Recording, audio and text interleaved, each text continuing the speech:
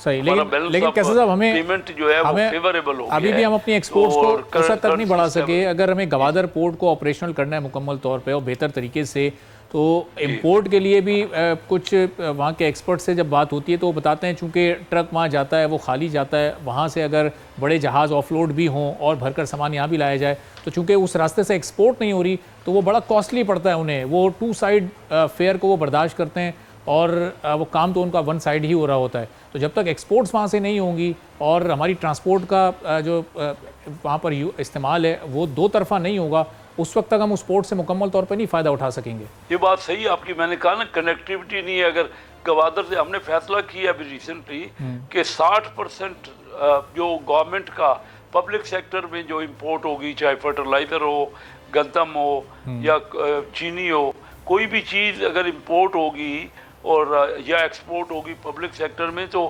60% وہ گوادر سے روٹ ہوگی. اس سے ہم 2 فائدے ہمیں ملیں گے. ایک تو وہاں لیبر سے ان کو بینیفٹ ملے گا، گوادر کے بلوچستان کے لیبر کو، اور لوگوں کو، بلوچستان کے لوگوں کو روزگار ملے گا. وہاں ٹرانسپورٹیشن میں کافی اضافہ ہوگا. لیکن یہ آپ درست کہہ رہے ہیں کہ کیونکہ ایک سائٹ پہ اگر کوئی مال آتا ہے تو 1 سائڈ آتا ہے، واپسی میں اس کو کارگو نہیں ملتا، اس سے فریٹ بڑھ جاتا ہے. ہمیں تمام کنیکٹیوٹی بڑھانی ہے اور اپنی صنعت کو ان علاقوں میں بھی ترقی دینی ہے. یہ ایک لانگ ٹرم پروسیس ہوتا ہے.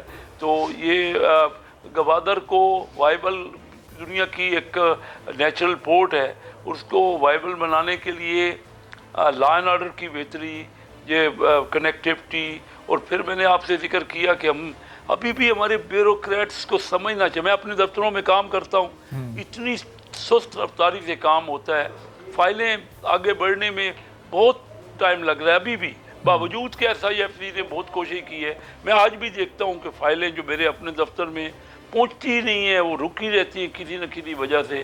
تو یہ ہمیں ختم کرنا پڑے گا. دنیا بہت تیز رفتاری سے آگے بڑھ رہی ہے اور ایکسپورٹ کے لیے، اور پھر ہمیں اپنے لیگل میٹرز کو بھی ایسا کرنا پڑے گا جس سے دنیا کو سیٹسفیکشن ہو کہ ان کا اگر کوئی ایسا پرابلم ہوتا ہے تو باہر والا انویسٹر ہے اس کو جلدی انصاف ملے اور ان کو اس کا بینیفٹ حاصل ہو.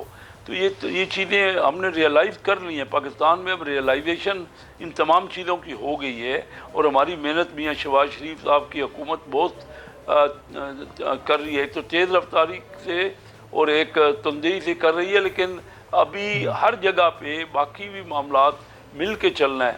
یہ جو ہم پولیٹیکل پارٹیاں آپس میں جھگڑا کرتی ہیں دنیا میں نے یہ کہیں نہیں دیکھا. میں تقریباً 55 ملکوں میں نے وزٹ کیا ہے، تو میں نے یہ کہیں نہیں دیکھا کہ جو پالیٹکس ہے وہ کہیں بھی اینٹی اسٹیبلشمنٹ پالیٹکس ہوتی ہے. اس کا تعلق کیا ہے؟ اسٹیبلشمنٹ کا تعلق، اسٹیبلشمنٹ یا ریاست جو ہوتی ہے وہ تو سب کی سانجھی ہوتی ہے اور سب کو اس نے سپورٹ کرنا ہوتا ہے. یہ اور نہ ہی لوگ اینٹی اسٹیبلشمنٹ کی کوئی بات کرتے ہیں. پالیٹکس ہماری اپنی ہے، پولیٹیکل پارٹیوں میں اختلاف ہوتا ہے اور ہونا چاہیے، اس میں مختلف رائے ہوتی ہے اور اس پہ لوگوں کو بیٹھ کے کوشش کرنی چاہیے کہ جتنا بھی لائے عمل بنا سکیں، جتنی بھی قربت ہو سکے.